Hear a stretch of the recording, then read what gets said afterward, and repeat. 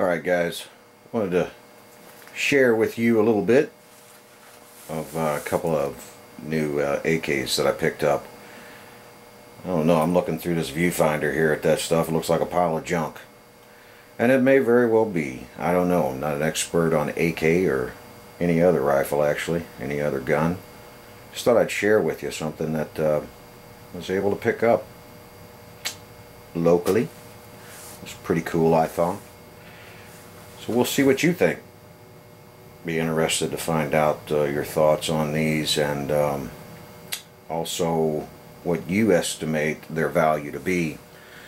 Reason being is because, again, I'm not an expert, but I did want to get an idea from everyone else who is far more knowledgeable than I am, and I know there's a lot of you out there. And so I thought I'd kind of mine a little data. If you don't mind, leave a comment, let me know what you think as far as to their value. Here's what they are. They are pre-ban Hungarian AKM 63s. That's what they started life out as, best I can discern from my research. And again, I'm no expert, so I rely on the internet pretty heavily when it comes to this stuff. Hungarian SM85s, both of them. As you can see, one is an underfolder and one is a regular stock. Here's what I can understand. The AK-63F is the basic fixed stock copy of the Soviet AKM. The AK-63D is an AKMS copy with an underfolding steel stock. It seems that these both have started their lives out as AK-63s. They are made in it's their FEG. Both of them made by FEG. Pretty neat stuff. Let's see. Well, the AKM-63 had been the Hungarian service rifle since 1963. It was more expensive to build, and the forward grips had a reputation for being easily damaged in the field. Let's see here. By the end of 1977, the AK-63 was adopted by the Hungarian People's Army, beginning with the ground forces. In 1978, FEG added a folding stock AKMS version of the AK-63 to their catalog. Therefore, the fixed stock AK-63 became known as the AK-63F with a wooden stock.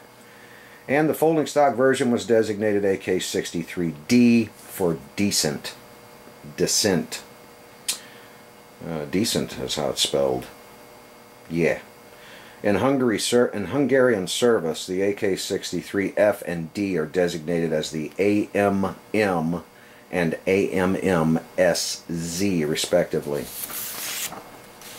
Yeah. In 1985, a semi-automatic version of the AK-63 was exported to the United States for civilian consumption, imported by Kasner of Harrisburg, Pennsylvania, which both of these are, which sold it as the SA-85M. It was only available in its pre-ban form for a few years before the 1989 assault weapons importation ban. Since only about 7,000 pre-ban SA-85Ms were imported prior to '89, it is now considered a collector's item amongst firearm enthusiasts and commands high prices, often $1,500 or higher. The post-ban version of the SA-85M featured a thumbhole stock which was discontinued after only a few years of importation. However, in recent years, several companies in the United States have built clones of these rifles from Hungarian parts kits on American-made receivers. How about that? Pretty good history I got here off the internet. It lists also some of the wars that it's been in, and Iran-Iraq War, Salvadorian Civil War, Gulf War, Croatian War of Independence, 2011 Libyan Civil War. It's designed in 1977, produced by FEG. Pretty neat stuff. They do come with all of the correct accessories. You'll see there on the left the oil bottles, and also you'll see the bayonets. Just try to get in here a little bit on that stuff. Whoa. So there's your oil bottles, bayonet sheaths, very heavy duty leather slings. You see the bayonets on both unissued.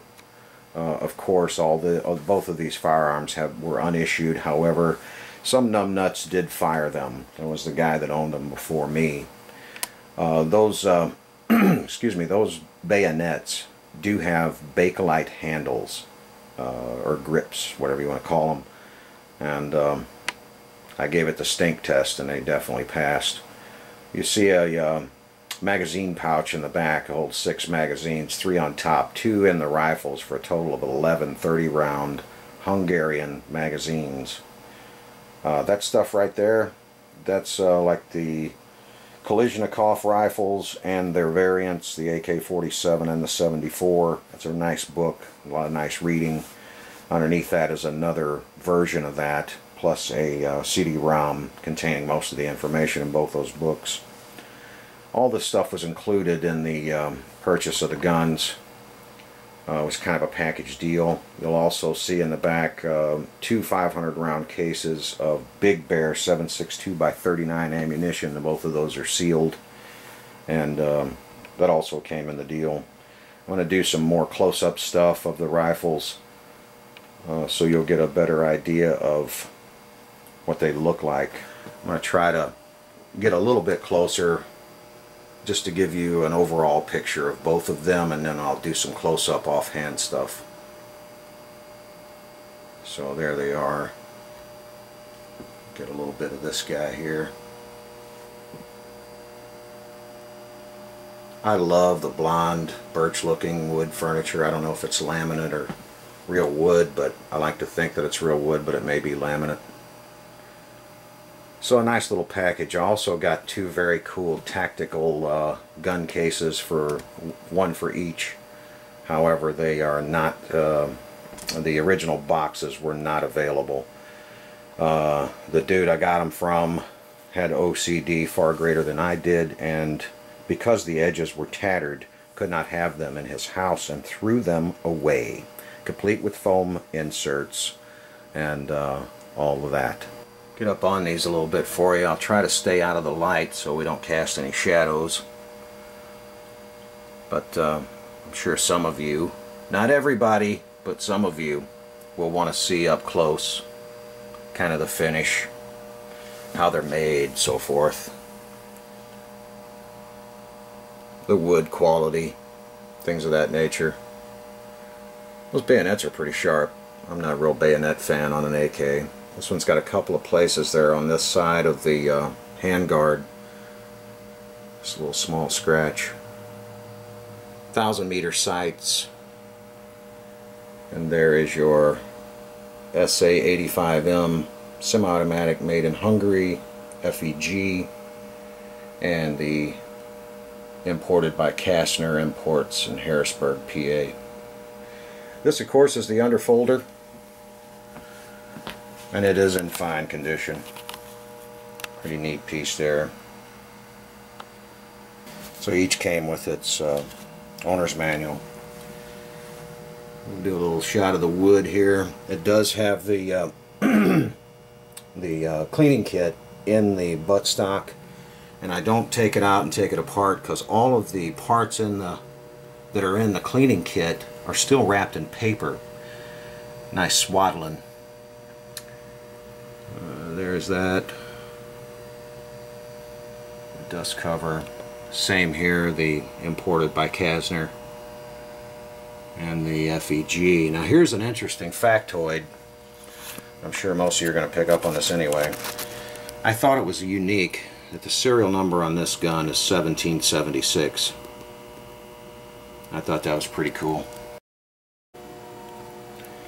Both of these rifles have chrome-lined barrels, which you know, I thought that was pretty cool. And there's some close-up of this one. I mean, AKs are AKs, I guess. The only reason I'm showing these up close is to give you an idea of their fit and finish. Manufacturing standards, probably a little tighter. They are stamped receivers, of course. You can see that by the rivets. But they are a high quality stamp receiver, very thick.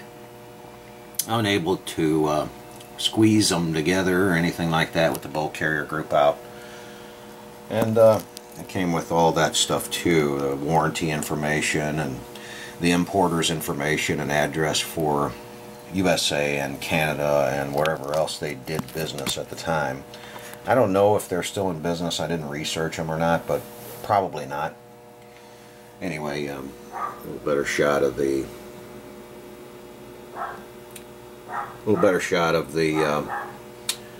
bayonet sheaths and the slings.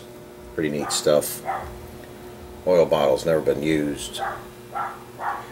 And the MiGs. I gotta look at the MiGs, man. Gotta get some more MiGs. Gotta stock up on MiGs. If any of you have ever watched, I think it's Mr. Lock and Load's channel. I don't think he's very active anymore, but he's got a couple of videos on there where he talks about his magazines and gives an account of how many he has, where he got them, so forth and so on. And he calls them MiGs. And I don't understand why he calls them MiGs. This is just how he says it. I'm not making fun of him, I'm just kind of bagging on the guy because I thought it was funny as hell. MiGs. Anyway, there they are, guys. What do you think? I know it's a long video. I don't mean to make it any longer, but I did want to make sure that everybody got their fill of looking at them. Don't know that you'd find better examples. You may. I'm sure they're out there, but I doubt anybody's going to get up off of them unless times really get tough. So there they are. Pre-banned Hungarian AK-47s SA-85M. Made by FEG. Imported through Kasner Imports in Harrisburg, PA. 1776. What you think about that? Let me hear from you. I'll see you now. Thanks for watching, guys.